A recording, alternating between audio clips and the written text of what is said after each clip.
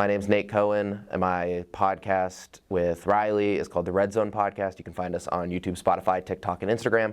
And then my show at WIUX is called Motorsports Lounge. You can find me at motorsportslounge.wiux on Instagram, and every Fridays from 1 to 2 p.m. on WIUX 99.1 LP. From recording in a quiet bedroom to reaching listeners across the globe, the rise of independent podcasting has transformed everyday voices into powerful storytellers. For Nate Cohen and Riley Davis, it started with a text and a passion for college football. In 2019, I met my co-host Riley through marching band, and we became like best friends immediately. We both love college football. We're both massively into sports and sort of the media aspect of it. Kind of texted them and was like, "Hey, would you want to do a college football podcast for this year?" And Nate literally just texted me literally just texted, do you want to I know we've talked about doing a college football podcast, joking about it, but would you want to actually do it this year? And I was like, hell yeah, that sounds sick. From then on, they started to find their way, and week by week, they started their passion project titled the Red Zone Podcast. I made the logo when we first started, and I will make the Instagram posts. Nate focuses more on the YouTube. He'll make the thumbnails, and he does a lot of the video editing, up more in editing this year because of adding music and other aspects of the videos.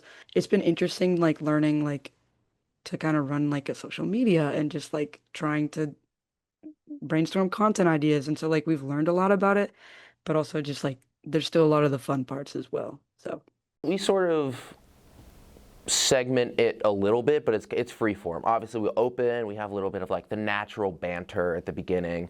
We catch up with each other. We then move into sort of talking about news. The rankings would have come out by that point, so we're discussing the rankings, looking over that. We rank the week as a whole. We put this thing on what we have trademarked to be the Red Zone gauge, which is just kind of what we call that segment where we rank the week and then we put it on the sort of ongoing list we have.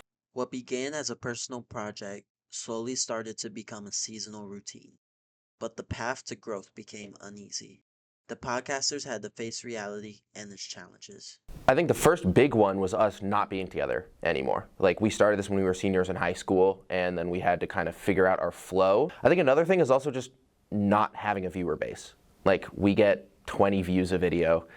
Oftentimes we'll get lucky and we'll get 30, and we got 200 on a highlight video. Trying to navigate viewership on different platforms and what's the best way to sort of grow those things.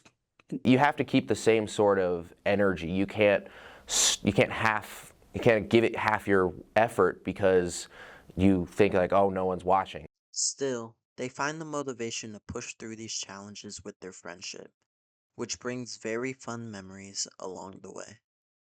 I think one of the reasons why we continue to do it is just it gives us an excuse to talk to each other. And so we don't always get the time to be able to talk to each other consistently. And so it's always nice during the football season to have that block every week where we know that we're going to get time. And honestly, we talk for an hour before we even start recording.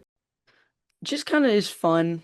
It's also you probably experienced this, but sometimes it can be a little hard to keep in contact with people that you don't see a lot in college. I will say the throw up gate highlight video is super funny to me, just because I remembering filming that, it was low key one of the more unhinged moments where we were both just saying wait, what if this happened? Okay, wait, what if this happened? Just trying to up it again and again. Their friendship lets them have fun through the challenges, and while the numbers may rise and fall, one thing remains constant: their passion.